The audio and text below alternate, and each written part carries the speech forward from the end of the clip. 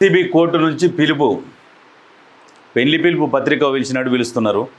ఇక ఈయన చేసిన పనికి చాలా రోజులు కానీ సమయం పడుతున్నది. ఎప్పటి వరకల్లా ఎప్పుడో తీసి లోపలేయాలి. ఫార్ములా ఈ కార్ రేసులో ట్విస్ట్, మాజీ మంత్రి కేటీఆర్కు నోటీసులు, జూలై 31న కోర్టుకు రావాలని ఆదేశాలు.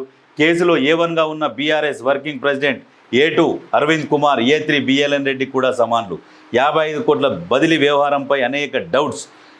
ఓపెన్గా చెప్పిండు, ఇక దొంగ ఎట్లయినా విచారణ చేస్తారు, దొరికించుకుంటారని చెప్పేసి. అవును మేము బదిలీ చేసిన మాట వాస్తవమే అన్నాడు. మరి వాళ్ళ నుంచి నీ పార్టీ ఫండ్కు ఎలక్టోరల్ బాండ్స్ ఎట్లు వచ్చినాయి? మరి నువ్వు బదిలీ చేసినావు, నీకు వాళ్ళకి ఏమైనా వ్యాపార సంబంధాలు ఉన్నాయా? అసలు ఫార్ములా ఈ కార్ రేస్ నిర్వహించక ముందుకే డబ్బులు ఎట్లా ట్రాన్స్ఫర్ చేస్తావు? క్యాబినెట్ మీటింగ్ లేదు, ఆర్థిక మంత్రితోని ఆమోదం లేదు, ఏది లేదు, డైరెక్టు ట్రాన్స్ఫర్ కొట్టని చెప్పిన ఆయన కొట్టిండు. మరి ఈ కొట్టుకున్నారు, మళ్ళీ అక్కడి నుంచి మీకెట్లు వచ్చినాయో విచారణలు తేలాలి. ఇవన్నీ ప్రభుత్వం కూడా ఈ విషయాన్ని సీరియస్గా తీసుకొని దీన్ని సాగనీయకుండా ఖచ్చితంగా విచారణ చేసి ఇప్పుడు కోర్టు పిలుస్తున్నది. కోర్టుతో పాటు ఖచ్చితంగా వీళ్ళకి లోపలేస్తేనే వీళ్ళకి కొంచెం బుద్ధి వస్తుంది.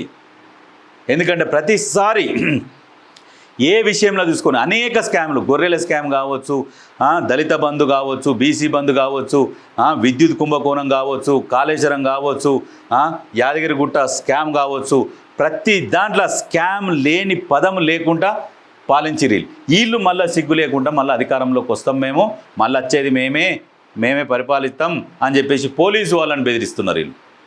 ఇటువంటి వాళ్ళని మనము నమ్మాలన్నా? ప్రజలారా గుర్తుపెట్టుకోరు, ఇటువంటి వాళ్ళని ఇంకా దగ్గరకు కూడా రానియొద్దు.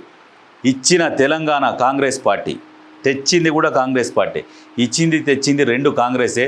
తెలంగాణ వస్తుంది, తెలంగాణ ఇస్తున్నారన్న విషయం కూడా కేసీఆర్కి తెలియదు. తెలంగాణ అనౌన్స్ చేసినాక బయటకు వచ్చి రోడ్ల మీద ఎగిరేలాలు వాళ్ళు. అటువంటి వాళ్ళు తెలంగాణని ఇస్తే ఆగం చేసిరు తెలంగాణని. ఆగమైన తెలంగాణని ఇప్పుడిప్పుడే ఒక గాడిలోకి తీసుకొస్తున్నాడు మన ముఖ్యమంత్రి రేవంత్ రెడ్డి. ఇటువంటి వాళ్ళని దగ్గరికి రానియొద్దు.